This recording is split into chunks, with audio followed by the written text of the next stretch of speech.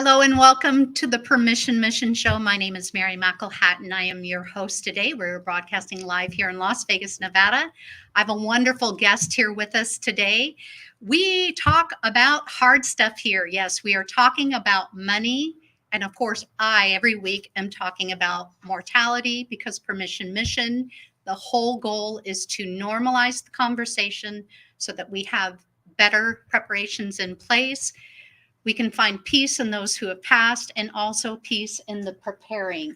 My guest here, Stephen London, he was born and raised in Brooklyn, New York. He has spent some time in New Jersey as well, and he lives here in Las Vegas. Super proud of him. He also served recently Republican candidate for United States House of Representatives in Nevada's 3rd Congressional District. And you obviously took a role and a chance that most of us shy away from when it comes to politics, right? Because like mortality, most people don't like getting involved and do not like talking about it. So, Steve, welcome to the show. Thank you for being my guest here today. And I am passionate about, again, just talking about things that most of us don't like talking about because we live in a world that it's so much easier just to ignore and avoid because, right, we don't want conflict or we don't want to hurt anybody's feelings. But in reality, it's not about hurting people's feelings. It's about getting some jobs done while we have the opportunity. Mm-hmm. And so welcome. So if you'd like to just kind of tell me who's Stephen and how did he come about? Right. So let's start with where we met, right? So we met at a fundraiser, a Cinco de Mayo fundraiser for the spiritual group that I'm a member of, New Life Vision. And the reason why I was there was I had a vendor table. And the reason why I had a vendor table is because I was running for the United States House of Representatives in District 3 here in Nevada. And so you had approached me that day and asked me if I was interested in being on the program. Now, since that time, the election happened. I lost the election. I came in 6th out of 7, and I garnered somewhere around, I think it was 495 votes at last count. But it was really a great experience. My entire platform, well, not my entire platform, but what I led with is Bitcoin. Because I believe that we are about to experience a global economic collapse and that Bitcoin will be the global reserve currency and medium of exchange. And so that is what I really originally intended to talk about today on the program. And I don't know, maybe you can have me back some other time to talk about that. But just because there's been an unexpected turn of events for me, I have something new that I'd like to discuss, and I know you're aware of it because we talked about it before the show. Well, like life, unexpected things happen, mm-hmm. right, Steve? Mm-hmm. And that is what we want to get familiar with because life does take a turn really quick, especially in the industry that I am in. Now, your profession, though, your background is accounting, yes. Correct? You've done accounting for 25, 30 years. That's correct. So you know how money works. You know how money does not work. And when I hear Bitcoin, like it freaks me out, to be honest, because I'm not as educated about it as I am with currency. I worked in the banking for about 15 years. So just exchanging currency and, checks and balances and things like that. Just so tell me what it is that you would like to talk about. Okay. So I would like to take this opportunity to, for lack of a better term, blow the whistle on the Better Business Bureau of Metropolitan New York. Okay. And just to give you a little bit of background, I used to be the controller of the Better Business Bureau of Metropolitan New York. My last day was April 12th. I was there for a little over 6 years. And I was very proud to be the controller of the Better Business Bureau of Metropolitan New York. I would tell everybody that I knew, just because I believed in the mission, and the organization is made up of great people who believe in the mission. And I since left the Better Business Bureau. And the reason why I'm blowing the whistle is because the Better Business Bureau of Metropolitan New York is being run like a pay-to-play operation. So for someone who doesn't understand that, give us more of the detail. Okay, well, so a lot of people happen to think the Better Business Bureau is a pay-to-play operation. And there was a big news story 10 or 12 years ago, or it could have been longer, a national news story that exposed one of the local offices. There are 93 different independent local offices of the Better Business Bureau across the country. There was one office that went rogue, and they were selling memberships and saying that, if you paid the dues, you get a higher grade or something like that. And organizations with absurd names like Hamas were given accreditations because they paid their dues. So here's the way it works. Let's say you are a plumber, right? Okay. And you want to set yourself apart from other plumbers by saying that you're accredited by the Better Business Bureau. What that means is you file an application with the Better Business Bureau, and the application is vetted, right? And if you meet the standards, we invite you to join and be a member. Okay, that involves annual dues. Okay, so now you're paying dues, and but now you get to use our logo on your website, in your advertising, on your truck, and you get to tell people that you're accredited by the Better Business Bureau. And when people search you on our website, you come up, right? Sure. Okay. Now, what those dues go to fund is a team of people who answer the phones and emails from the public at large with questions about businesses that we maintain. The Better Business Bureau maintains files on. It's not just limited to the 6,500 or 7,000 members that we have. It's any business. We'll open a file on any business, right, and handle complaints from the public. So the dues go to man those, to assemble those people who take the questions and the complaints from the public, in emails. And now, so there are 8 standards of accreditation that you have to maintain. Some of them we review annually, and I was never involved in the process, but I know there are 8. I know there's an annual review when you come up for renewal, but you have to continue to maintain the standards, during the year. And one of them is that you need to answer your complaints. If somebody files a complaint against you with us, you need to answer it. Not only do you need to answer it, you need to answer it to the satisfaction of the Better Business Bureau. If you do not, you can lose your accreditation over it.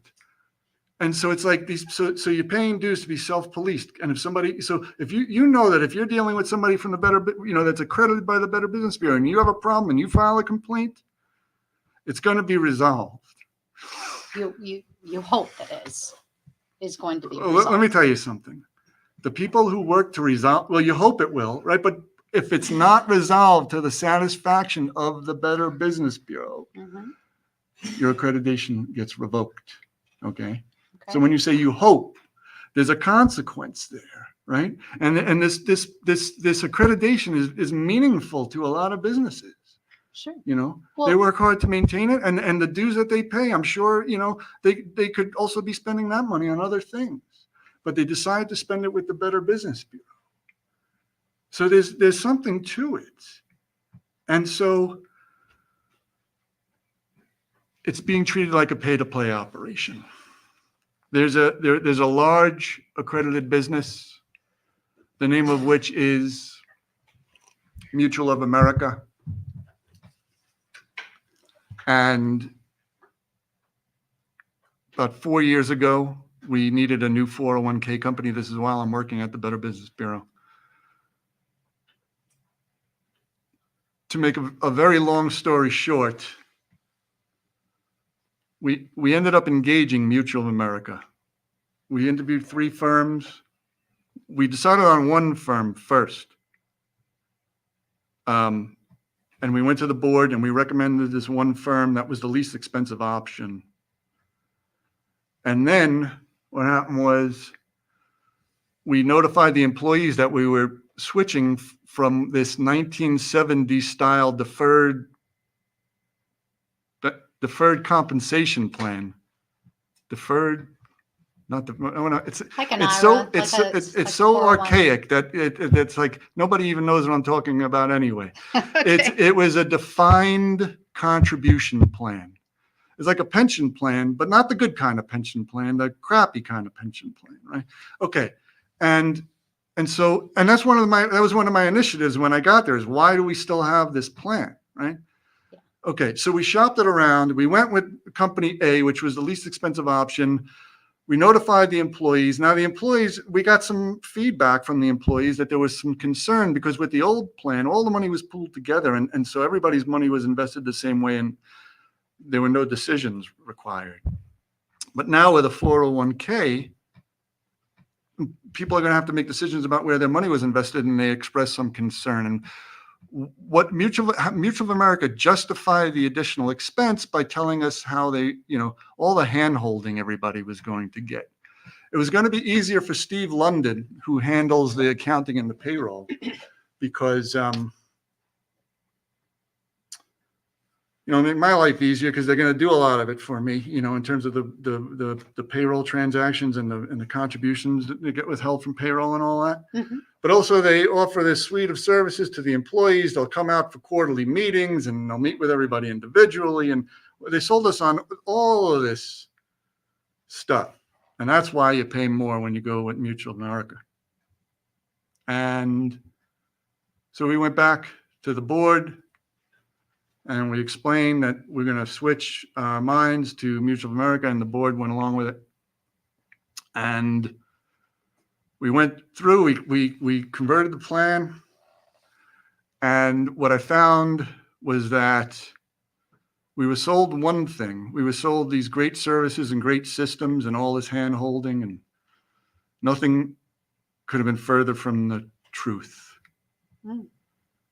And and so it got to a point where, like a year into it, a year and a half into it, I don't remember exactly. I think this whole thing happened over a 4-year period. We met with some of the high up people and expressed our frustrations, but nothing got better. Things continued to get worse. And we're not going to go over the details of those things now, but it's unimaginable. Yeah. In my 30 years as an accountant, this was the worst vendor I ever dealt with. Okay.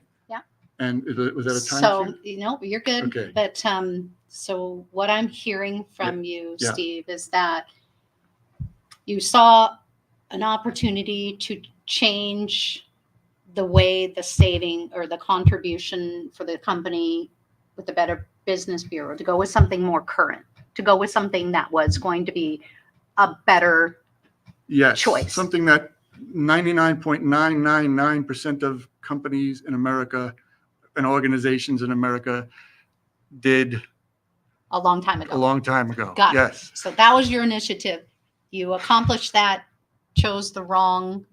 You obviously saw something that you liked, that felt like it was a good move, but unfortunately it didn't turn out that way. Well, what I do want to say is Mutual of America was accredited by the Better Business Bureau, and the other two companies that we were evaluating were not, but we were not going to allow that to affect our decision. Got it. Right?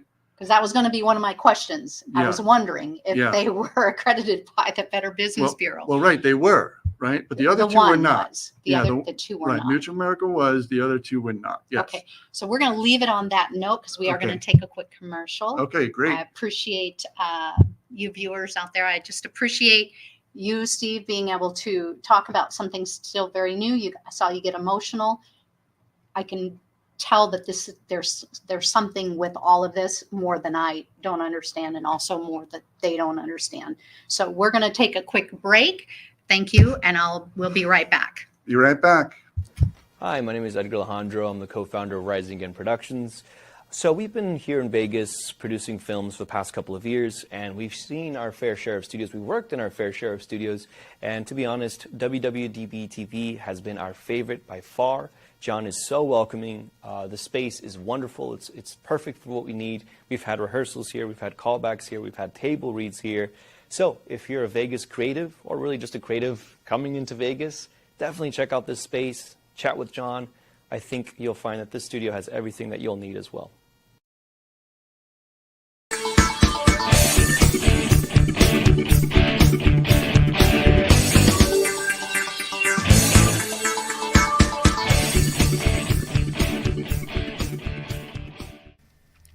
Hello, folks. This is Mac Jackson Jr. from Vanderson Cyber Group.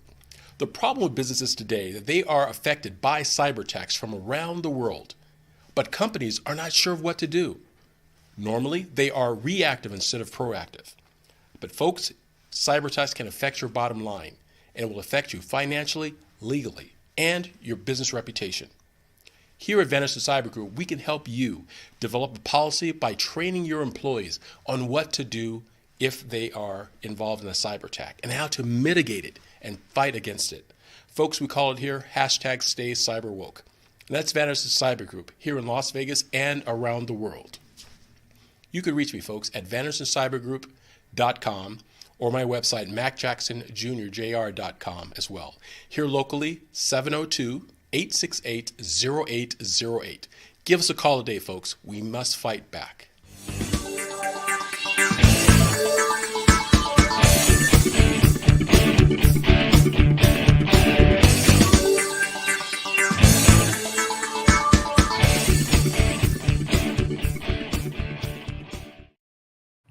Welcome back to the Permission Mission Show. My name is Mary McElhatton. We have a guest here, Steve London, today. We are talking about money. We're talking about situations with work that aren't necessarily that stress us out, right? Events that happen in our workplaces that stress us out, that involve money. And also the Permission Mission is also about mortality. We don't like talking about it. And Steve, I'm sure most people don't talk about it enough in workplaces when things aren't going the way they could go, because conflict happens. Mm-hmm.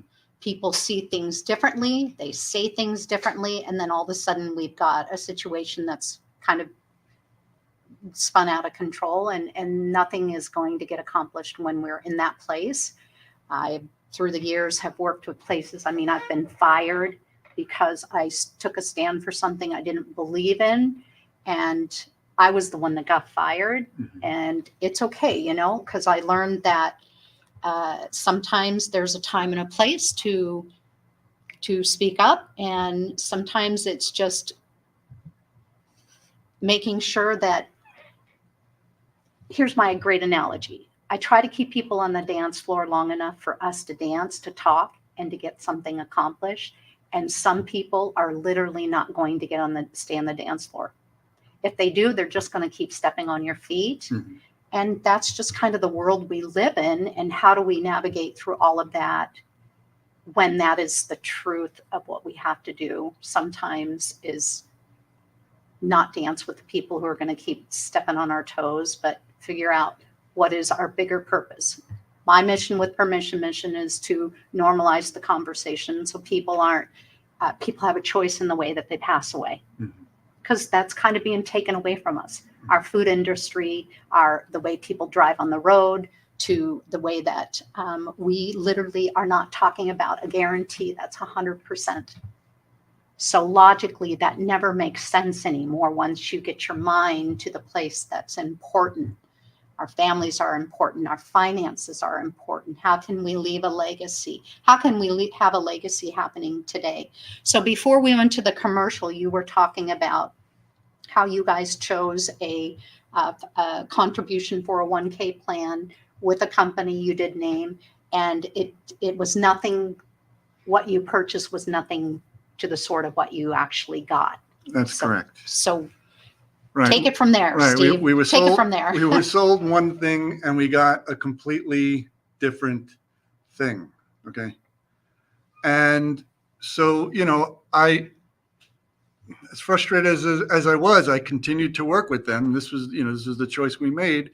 Like I said, we met with people there to express our frustrations. Nothing ever got better. It continued to get worse. And then I said to myself one day, how is it possible that they are accredited by the Better Business Bureau if I'm having such a horrible experience with them? If they're the worst vendor I ever used, there's no way this company should be accredited. And so I started asking questions. And the answer I got was that my experience with them doesn't really count in the accreditation formula. And, I'm paraphrasing here, of course, but, it's all about the standards, and the standards, are related to the complaints that the public publishes online or calls with, and so, they made it out like I don't have any recourse as the controller of the Better Business Bureau in Metropolitan New York, using this vendor and seeing how horrible they are. There's no way if the details ever come out about some of the stuff that happened, you will understand that there's no way in the world they should be accredited. And all right. So just to continue, so I let it go for a little while, and I'm like, things are getting worse, and I'm like, this cannot be. That I cannot stand for the fact that they are accredited. Now I started putting it in emails to Claire Rosenzweig, and copying others, that report to her, and saying, I don't understand how they're able to maintain their accreditation. And if I got an answer back, it was just a generic, they meet standards, and you can look at their file on www.dbb.org or something like that. And so I left. My last day was April 12th. And so we'll talk, that's a tale for another time about my departure on April 12th. But before I left, so after I started making noise, Claire suspended them. Their accreditation was suspended. One day I go on to BBB, nobody told me. One day I go on www.dbb.org and I see that their accreditation was suspended. I don't know why they were suspended. I have my hunches why, but I thought, okay, she's going to do the right thing, and she's going to, they're under review, and she's going to revoke the accreditation. Well, on April 12th when I left, they were still suspended. Like 11 weeks have gone by since I left, and so, but now like 3 weeks ago. Mm-hmm. I went on www.dbb.org and I saw that their accreditation was reinstated. So June 5th, 2024, I sent an email to Claire Rosenzweig and I said, I see that the accreditation was recently restored. I said, I joined the BBB because of its rich history and noble mission, but now I am left to believe that the Better Business Bureau of Metropolitan New York, an organization that I've dedicated the last 6 years of my life to, is being run like a pay-to-play operation. Let's go to back to that for just a moment. So, right, the plumber pays the dues, and so the idea is that if you don't pay your dues, that's the main source of revenue for the BBB, right? Yeah. Now, so the dues for some of these larger corporations, which Mutual of America is, can be a lot. It can be in the thousands, $10,000, and some of these companies do advertising on our website. So it's a lot of money. So, while Claire needs to follow the standards, and she doesn't want to do anything, to lose that money. She wants to, I guess, help them maintain their accreditation. So the point is that that folks, let me tell you, if you understood some of the things that went on with Mutual of America, you will say to yourself, Steve, you're right. There is no way on the planet that this company should be accredited. Okay. Yet somehow they are. Okay. So, right. So now Claire's defending herself, and saying that, okay. So I send the email. And I said, please provide me with a written explanation why they were suspended in the first place and why they were reinstated, right? And I said, if you don't provide me with a satisfactory answer to this, I'm going to go public, okay? And did you go public? Well, that's what I'm doing right now. Okay, so you are going to take some kind of action to really, even though you're not there anymore, you want us to continue to keep taking action to figure out how this happened and continues to happen. By the time this is through, they're going to be talking about this in business school for the next 100 years, like the Coca-Cola Coke Classic thing, right? This is an amazing example of human behavior in a whistleblower operation. Because let me tell you, listen to about what I'm about to tell you.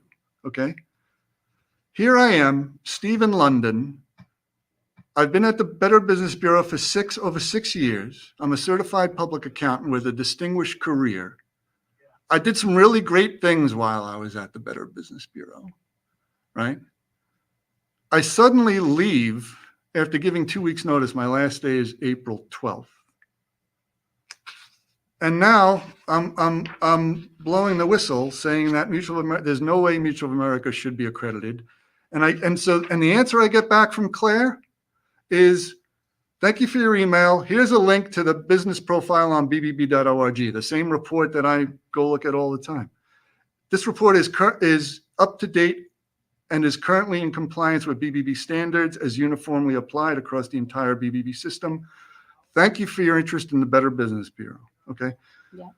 So here I am demanding this, and I'm getting this stonewall answer. And not only did she wrote back and copied the same 2 people that I copied, but now she copied the Deputy General Counsel from the IABBB, the big one, the International Association, the parent, right? So now they're on board with this. Okay. So I wrote back and I said, Claire, your answer is entirely unacceptable, unsatisfactory, and it compounds the problem. I said, there's no way that they should be accredited. And basically I said, now I'm calling for I will be publicly calling for your removal. And because the IABBB has lent their name to this debacle, the CEO there, his name is Kip Morse. I'm calling for his removal as well. And when I sent my reply, I copied Larry Scott Blackman, who is the chairman of the board of the Better Business Bureau of Metropolitan New York, our local bureau. Because really, at the end of the day, Claire reports to the board. And I'm like, okay. I wrote back and I said, all the board members need to be notified. Before I go public with this, I want every board member to be notified about this. The BBB board, there's 2 boards, the foundation board, right? And then the IABBB board. Because I'd rather handle this without going public. Sure. But you're talking it public right now. Well, because when I sent that reply saying I'd really like to handle this without going public, because everybody needs to be made aware of this whistleblower action, she wrote back, now mind you, now I'm blowing the whistle on the BBB of Metro New York and the IABBB, right? Right. She thanks me for my email. And she says that she said, here's a link to the IABBB hotline complaint form. She's directing me to an IABBB website to file a complaint where I'm blowing the whistle on the IABBB, demanding that all the board members. And Larry Scott Blackman is on the email. Now he's on board with this circus. So now I'm calling for his removal as well. So the end result goal, Steve, is what you want. Well, so here's Is it, and I'm gonna again ask hard questions. Well, okay, let me stop you right there. How Okay. about this? How about when Steve London, the CPA for 25 years, worked there for 6 years, has professed his love in front of the board for the organization, suddenly leaves, and now is filing this whistleblower action and saying he's going to go public. How about somebody picks up the phone and asks Steve London a few questions? There you go. So that's putting it out there, because see, you have to understand that most times when there are big situations like this in whether it's Better Business Bureau, whether it's corporate, whether it's small business, when somebody disagrees with something, they want to get everybody involved so that the one person like you is not going to be heard. Yeah, but here's the one thing they weren't counting on. And I'm just speaking on behalf of how I see it constantly being in the 30 years of my experience. I get that. It's the one person who's cast it out. Yeah. And then there's more people on the other side. Right. But it's the one person, Steve, Right. that in most situations are the ones who go blow up the postal services, Mhm. right? They Mhm. do. Yeah. Because I get it. Like they do, because what happens is you're simply giving a solution out there that you just want them to pick up the phone and talk with you. Yeah. But unfortunately, how they operate and how they have been for probably way many years, probably the same amount of years as people don't talk about death. Somebody made up some kind of rule that you don't talk about death. Mhm. Somebody made Well, up some kind of rule that they're going to make these rules. Yeah. And when one person speaks up and say, wait, this doesn't look right, this doesn't feel right, this is not right, they start involving a whole bunch of people to take out the one person. Well, I don't think that's what's going on here. And I'm not in Oh, good. anybody's, I'm not I in want to be anybody's, wrong. I'm not in anybody's heads. I'm not in Larry Scott Blackman's head or the other members of the executive committee that I might very well have to be calling for the removal of as well. But here's what I could tell you. I don't know what they were told, right? Like we talked about before, I fit the mold of like a disgruntled employee, right? So maybe they're dismissing me as that, right? I cannot fathom how you could be the chairman of the board or a member of the executive committee of the Better Business Bureau of Metropolitan New York, and you haven't replied to my messages or picked up the phone to say, hey, what's going on here? What is that? And so, look, here's the one thing that Claire is digging in her heels. That's what this is, right? I'm trying to protect the Better Business Bureau. Claire Rosenzweig is trying to protect her ego. And once Claire digs her heels in, she does not give up. And that's what I'm experiencing, right? But she's not going to win for a couple of reasons. One is I'm right. Two is I have leverage, and that is the public forum. And the timing of this show is divine. And the third reason is I'm Steve London. And Steve London is who? That was my first question. How did you become Steve London? I wasn't always. How did you become Steve London? I wasn't always Steve London, but a lot of it has to do with faith in God and pure positive thinking. Awesome. So, and that is quite a recipe. And so, yeah, Steve London is a monster. A monster? Mm-hmm. How do you get a monster out of that? And a good monster. A good, happy monster? A good positive monster? a truth, justice, and the American way monster. One who's going to take a stand, a big stand.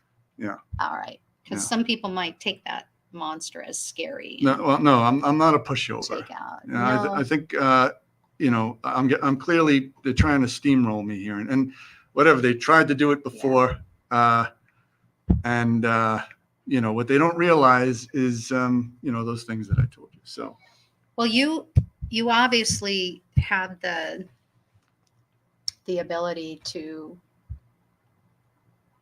when you work with money, and correct me if I'm wrong, a person who works with money has a lot of integrity for the most part. Checks and balances don't, if you get out of that, you're really not good with money. Do you understand where I'm going with this? Meaning most times people who work with money, like me being in the banking industry, there's a lot of accountability, there's a lot of trust, there's a lot of things. Right. And the reason I got out of banking was when they took customer service out of it. Okay. I could still do the banking part of it. Right. But I missed so much the customer service with the people. It no longer was the people saying, thank you for doing this. It was more of, I'm sorry, you can't do this. You're not allowed to do this. These are the rules. These are the ways. I don't have the ability to give the customer service that I felt inside of me to do to keep Mary going. Right. And so I walked away from it after many years. For you, will you walk away from accounting? Well, I consider myself to be retired now. Right now, my job is to relax as much as possible because after leaving on April 12th and the music just suddenly stopping, in terms of my work life after working for 30 years and, all the work related stress and, all of that, it's, you just don't go from 60 to 0 just like that. It's taking me a while to kind of ramp down, but yeah. So in terms of walking away, here's how I see this playing out is, look, I'm very good at what I do, and my talents were especially well suited for the situation at the Better Business Bureau. Now, I can only imagine that they brought somebody, and I know the person that they brought in at least temporarily, and because I helped train that person, but I can only imagine what the state of the accounting department at the Better Business Bureau right now. And so, I want to help them because a lot of that stuff to reinvent the system that I built, because nobody's going to figure out the system that I built, is going to be very, very difficult. I know it. I know it for a fact. So, I would go back to help train somebody up, and there's other things that I would like to see happen once this whole whistleblower action comes to light, and there's some other things that will come to light. And once somebody with some sanity over there finally comes to me and says, okay, Steve, let's sit down and talk about what this looks like going forward, that's where I see this going. So, but, I really love the Better Business Bureau, and, it's just a shame what's happened here, but it cannot be allowed to continue. And, I'm in the right place at the right time.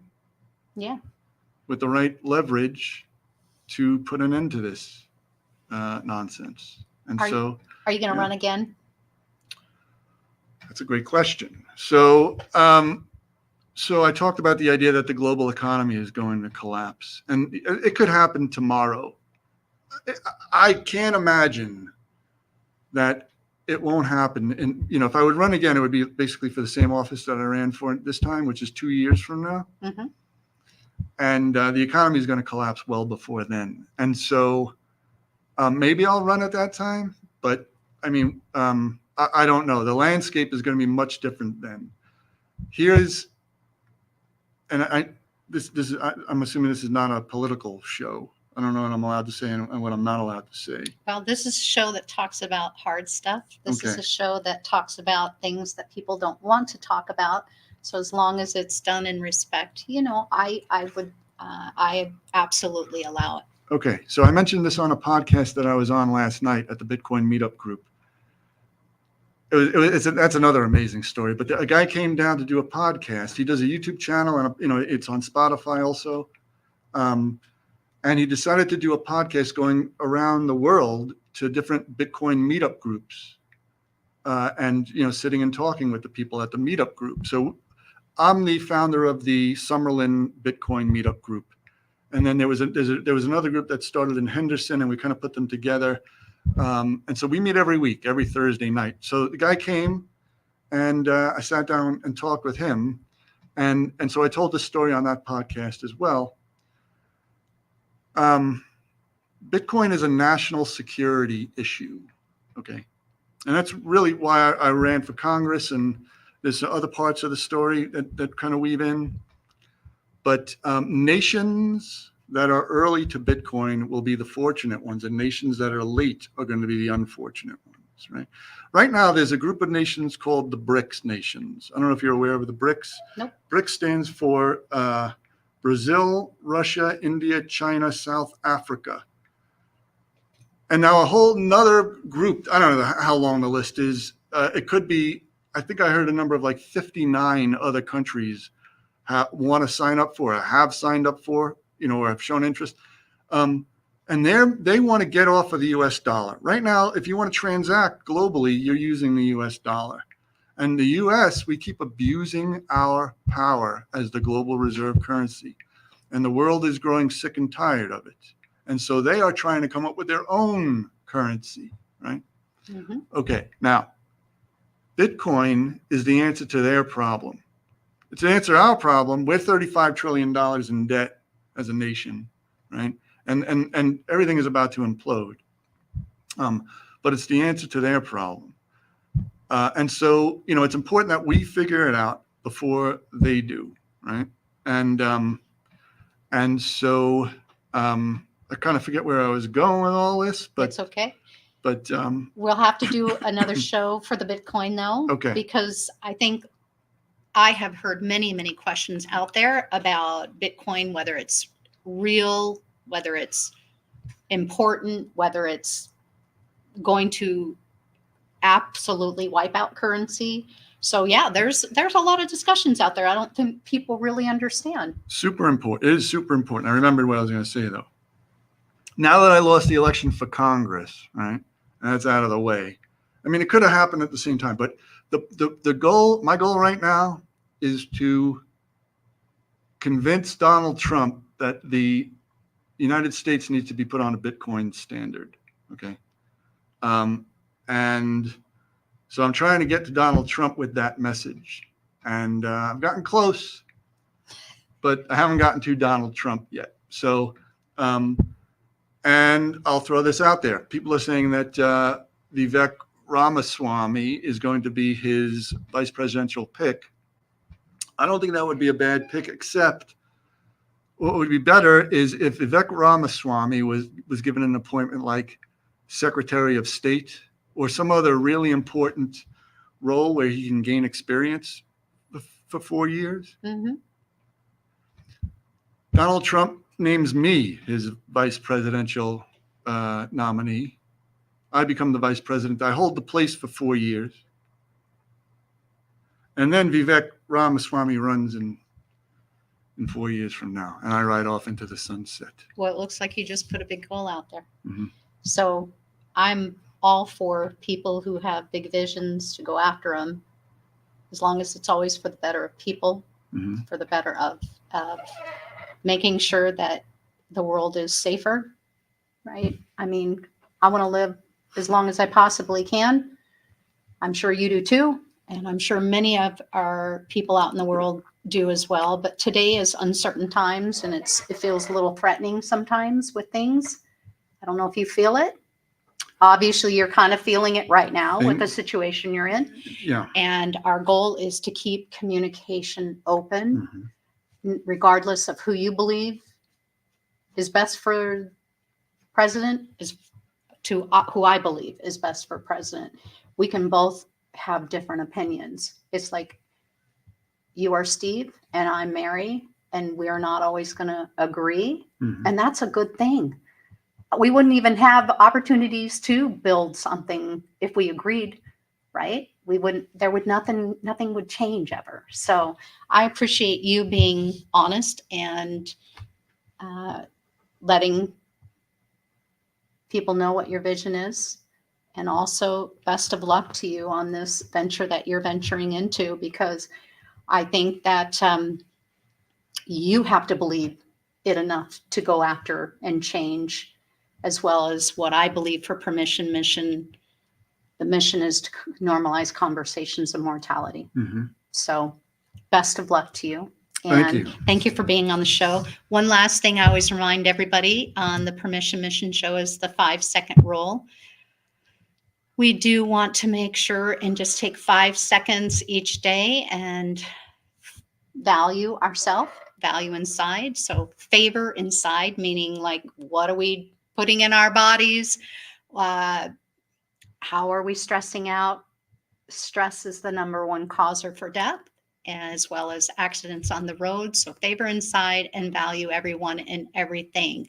We'll see you next week. We've got a great show coming up next week. And thank you for joining in. And please do share. We're at WWDBTV. We also are on Permission Mission Facebook, Mary McElhatton Facebook, YouTube Permission Mission. So please, you're welcome to share with your friends and family. And if you have a show that you'd like to talk more about, and it fits in this realm, right? Uncomfortable, not something you want to talk about, please go to my website, permissionmission.com, fill out the inquiry, contact Mary McElhatton, and we'll talk. Because I'm always open to listening to new things and also ways that we can keep communication open, even if it's the tough stuff. So money and mortality have something in common. They're both needed and they're both necessary. Have a great week, everyone.